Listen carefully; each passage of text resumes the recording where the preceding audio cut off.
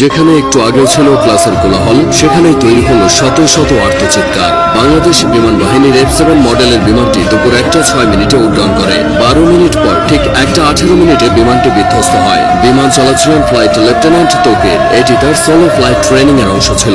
এই ধাপে এসে একজন প্রশিক্ষণরত বৈমানিক প্রথমবারের মতো একা কোনো প্রশিক্ষক ছাড়াই নিজে একটি বিমান ওড়ায়। ফ্লাইটের দৈর্ঘ্য ছিল সাধারণত 20 থেকে 30 মিনিটের, কিন্তু কে জানতো মাত্র 12 মিনিটেই সবকিছু শেষ হয়ে যাবে। তাছাড়া এই ট্রেনিং এর আগে পাইলটের মনোবল, দক্ষতা, জরুরি অবস্থা সামলানোর কৌশল সহ নানান বিষয় বারবার পরীক্ষা করে দেখা হয়। সবকিছু ঠিক থাকলে তখন তাকে একাই একটি বিমান নিয়ে ওড়ার সুযোগ দেওয়া হয়। তৌকির সবকিছুর যোগ্য ছিল। তিনি বিমান নিয়ে কুর্মিটোলা পুরান এয়ারফোর্স বেস থেকে টেক অফ করেন।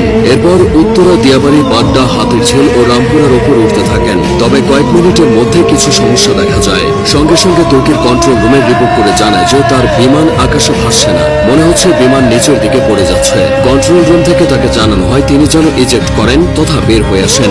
বিমান যখন নিয়ন্ত্রণের বাইরে চলে যায় তখন পাইলট নিজেকে বিমানের বাইরে বের করে আনেন প্যারাশুট সহ।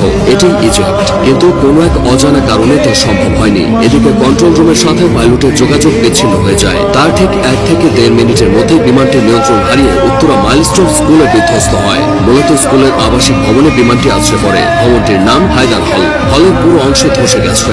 বিমানের বড় অংশটা ক্যাম্পাসের মাঝের ফাঁকা অংশে পড়েছিল। বিমানটি একটু পরে আছড়ে পড়লে হয়তো হতাহতের পরিমাণটা কিছুটা কমত, কারণ ক্লাস শেষের ঠিক পরের সময় বিমানটি আছড়ে পড়েছে। বহু ছেলে মেয়ে ক্লাস শেষে বের হয়ে চলে যেত। যে ভবনে বিমান বাহিনীর প্রশিক্ষণ বিমানটি বিধ্বস্ত হয়েছে সেটি দোতলা ছিল। ক্যান্টিনের পাশেই ওই ভবনটি। ওই ভবনে 2টি তলা মিলিয়ে মোট 16টি ক্লাসরুম আছে আর 4টি শিক্ষকদের রুম। প্রাথমিকের 1ম থেকে 5ম শ্রেণীর ক্লাস হতো এই ভবনে। 3য় ও 4র্থ শ্রেণীর শ্রেণীকক্ষের সামনেই বিমানটি বিধ্বস্ত হয়েছে। তখন ক্লাস চলছিল। কিছুক্ষণের মধ্যেই ক্লাস শেষ হতো। ঠিক সেই সময় কলেজের প্রজেক্ট 7 নম্বর ভবনে বিমানটি ধাক্কা লেগে জ্বালানি লিকেজ হয়। পরে প্রজেক্ট 2 ভবনের সামনে আছড়ে পড়ে। বেলা 1টার দিকে স্কুল ছুটি হয়ে যায়। তবে তখনও কিছু শিক্ষার্থী সেখানে অবস্থান করছিল। তারাই সবচেয়ে ক্ষতিগ্রস্ত হয়েছে। অনেক অভিভাবক বাইরে থেকে দাঁড়িয়ে শুধু দুর্দশা দেখেছে, কিছুই করার ছিল না। দুর্ঘটনা যা ঘটার তা ঘটে গেলেও কিছু প্রশ্ন থেকে গেছে। স্কুল কলেজ এরিয়ায় বাস ট্রাকের হর্ন আস্তে করার কথা বলা হয়। সেখানে স্কুল এরিয়ায় প্রশিক্ষণ বিমান ওড়ানো নিয়ে বেশ সমালোচনা হচ্ছে। উন্নত দেশগুলোতে বিমান বাহিনীর প্রশিক্ষণ বিমানগুলো জনমানবহীন এলাকায় এনে ওড়ানো হয়, এই যেমন ফাঁকা মাঠ, নদীর পার বা বিধ্বস্ত কোনো জায়গায়। কারণ একটাই, কোনো অনাকাঙ্ক্ষিত ঘটনা ঘটলে যেন ক্ষয়ক্ষতি এড়ানো যায়। এদিকে ঢাকার মতো জনবহুল শহরে বিমান বিধ্বস্তের এই ঘটনা ক্ষয়ক্ষতির পরিমাণ বাড়িয়ে দিয়েছে। তাছাড়া যে বিমানটি নিয়ে তৌকির বের হয়েছিল সেটি বহু বছরের পুরানো বিমান বলে অনেকে দাবি করছে। এই বিমান এতটাই ঝুঁকিপূর্ণ যে দুনিয়া জুড়ে এটি উড়ন্ত কফিন নামে পরিচিত।